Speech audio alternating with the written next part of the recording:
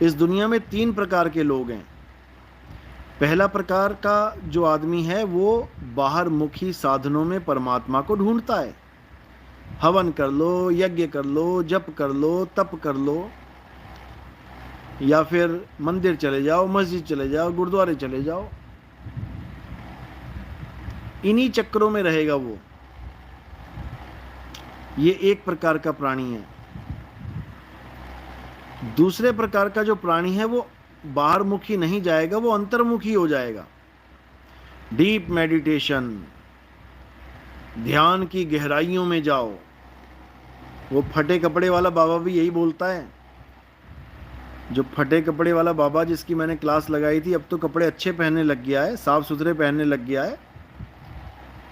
मतलब धब्बा ही बना पड़ा था संत के नाम पे। इससे अच्छा तो भिखारी कहला दे, अपने आप को संत कहला रहा है। संत का मतलब ये नहीं होता कि फटे कपड़े पहन के भिखारियों की तरह गंदे मंदे बन के घूमना संत कहलाता है। उसको पागल बाबा कहते हैं। तो अब कपड़े अच्छे पहनने लग गया है, परमात्मा की दया है। कुछ शिष्यों को भी थोड़ा धचका लगा होगा मेरी बात का, तो गुरुदेव को बढ़िया कपड़े पहना दिए, अच्छी बात है। तो जैसे वो ध्यान करवाता है, डीप मेडिटेशन, अंदर जाओ अंदर जाओ, ध्यान की गहराई में जाओ, ये दूसरे नंबर के प्राणी हैं, 2 नंबर के। एक वो जो बाहरमुखी है और एक वो जो अंतर्मुखी हो रहे हैं। अब इन दोनों में ही ज्ञान नहीं है, दोनों ही धक्के खाएंगे अंत में।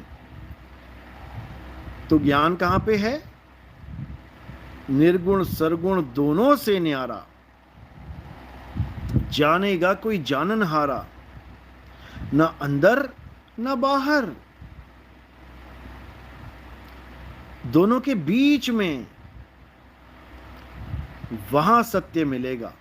उसका भेद समझाया जाएगा तब मिलेगा, ऐसे नहीं मिलता वो। तो मालिक की अपार कृपा होती है तब जाकर कोई भेदी गुरु हमारे जीवन में आता है और हमें भेद समझा देता है कि परमात्मा का वास कहाँ है। ना काया के अंदर और ना ही काया से बाहर। समझ लो। अब ये मत कहना कि या तो अंदर या बाहर, और कहाँ हो सकता है। हिरण्यकश्यप भी यही सोचता था, या घर के अंदर या बाहर, और क्या हो सकता है, या जमीन पे या आसमान में, और क्या हो सकता है, या दिन में या रात में, और क्या हो सकता है, या आदमी से या जानवर से, और क्या हो सकता है, या अस्त्र से या शस्त्र से, और क्या हो सकता है। तो ऐसी जगह टांग के मारा ना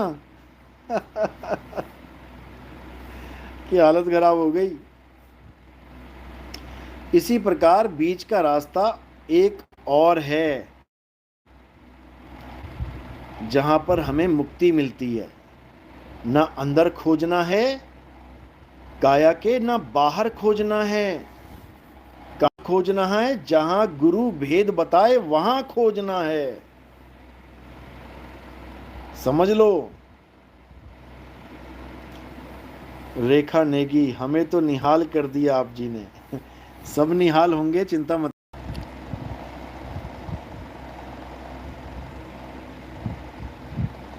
वाईटी स्टूडियो, यूट्यूब स्टूडियो वाले मैसेज कर रहे हैं क्या? ग्रह दोष के बारे में जानते हो क्या सर? भैया कौन सा दोष लग गया ग्रह को? दोष लगता है जीवित आदमी को, मुर्दे को क्या दोष लगेगा? अब कई लोग कहते हैं तुम्हारा घर इधर इधर मुंह है इसलिए ग्रह दोष लग गया जी। घर का मुंह दूसरी तरफ होना चाहिए था, विपरीत विपरीत उसमें दिशा में। तुम खुद बुद्धि लगाओ।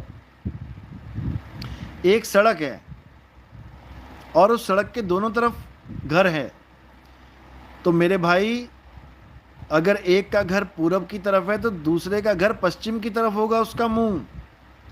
यानी सड़क के साथ पूरी लाइन एक पश्चिम की तरफ देख रहे हैं सारे घर का दरवाजा, और एक पूरब की तरफ देख रहे हैं। अब बताओ कौन सा ग्रह दोष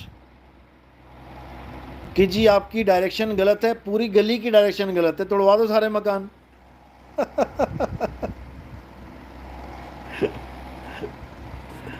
सारे मकान तोड़वा दो। तो इन चक्रों में कभी नहीं पड़ना।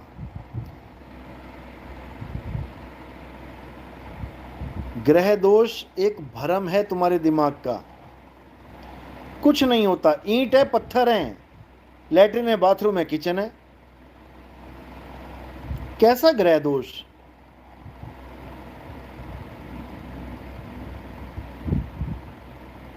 ऐसा कुछ नहीं है। आराम से रहो, खाओ पियो, अच्छे कर्म करो, अच्छा फल मिलेगा, सारे दोष खत्म। अरे शिशुपाल भैया, जेल में बड़े महापुरुष गए हैं, लेकिन 6-6 कत्ल करवा के थोड़ी नहीं गए हैं। 6 लोग मरवा दिए तब गए हैं जेल में, और बड़े बड़े महापुरुष गए हैं तो वो साथ के साथ बाहर निकल आए हैं। इतनी ताकत है उनमें। और जिस कृष्ण जी को तुम काल काल करते हो, गीता में काल काल बताते हो, जैसे ही वो इस दुनिया में आए, सारे दरवाजों के ताले अपने आप खुल गए। तुम भी खुलवा दो एक जरा गुरु जी को बोल के। क्या बच्चों वाली बातें करते हो?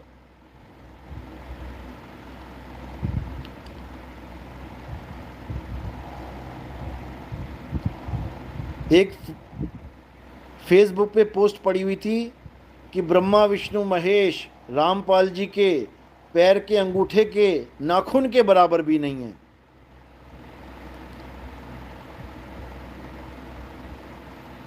शंकर जी ने गले में विष धारण कर लिया, थोड़ा सा तुम्हें पिलवा दे क्या? जिन गुरु की महिमा गा रहे हो तुम, थोड़ा सा अंदर चला गया ना तो हाहाकार मच जाएगा। जो वो गले में धारण करके बैठे हैं, शर्म नहीं आती बोलते हुए।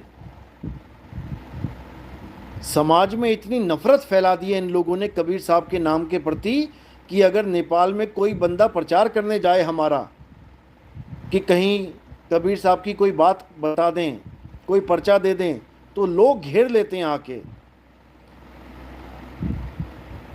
कि तू रामपाल का चेला है क्या? मारेंगे, जला देंगे, कार जला देंगे, बाइक। ऐसा हाल हो गया है। बेवकूफ कहीं के। मुसलमान में, सिख में, ईसाई में, बौद्ध में, जैन में, सब में रम रहा है वो।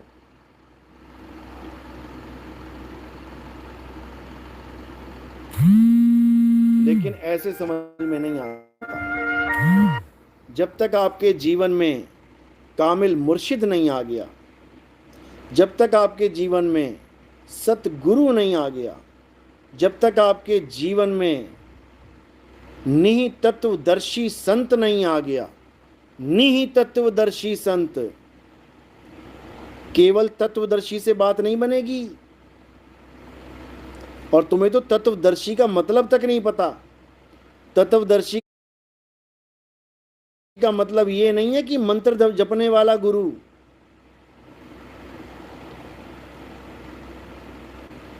तत्वदर्शी का मतलब होता है तत्व का दर्शन करवाने वाला गुरु। अरे भाई अमित चौहान, तुम कौन सी दुनिया में जी रहे हो भाई? ओम तत्सत क्या है? ओम तत्सत क्या है भाई? गीता पढ़ो, उसमें ओम तत्सत का पूरा जिक्र है। और तुम्हें तो केवल ओम तत्सत बताया गया है। असल में गीता में ओम तत्सत असत्य का जिक्र है, जिसको तुम लोग खा गए हो। असत्य को खा गए हो तुम लोग।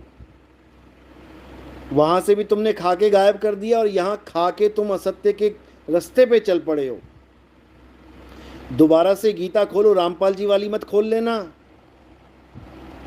रामपाल जी वाली मत खोल लेना गीता।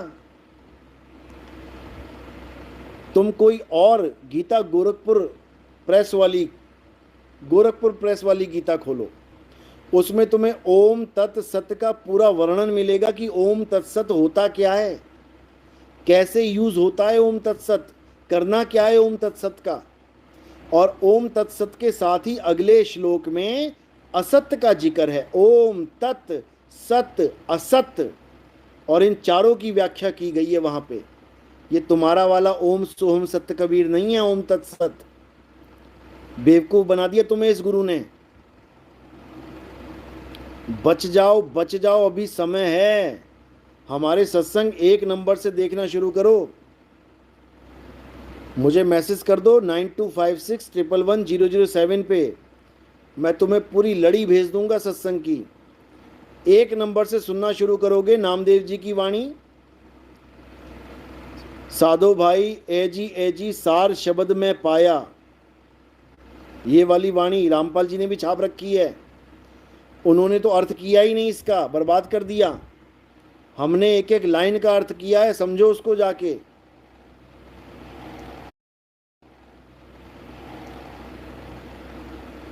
आपे को आपे में पाया और ना कहीं गया ना आया, ए जी सार शब्द में पाया। पढ़ो उसको जाके, पता लगेगा तुम्हें क्या होता है सार शब्द। 52 अक्षरी खिचड़ी ज्ञान लेके बैठे हो, उससे पेटा भरेगा नहीं, दस्त जरूर लग जाएंगे।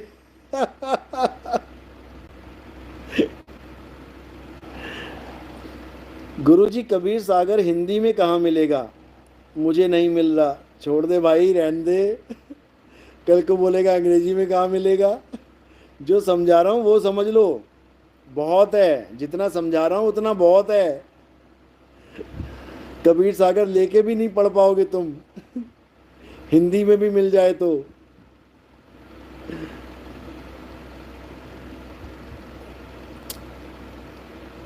बिल्कुल बुझेगी, सारी प्यास बुझेगी, ज्ञान में आओ। 9256111007 में नंबर सेंड, मैसेज करो, मैसेज सेंड करो, सब मिलेगा।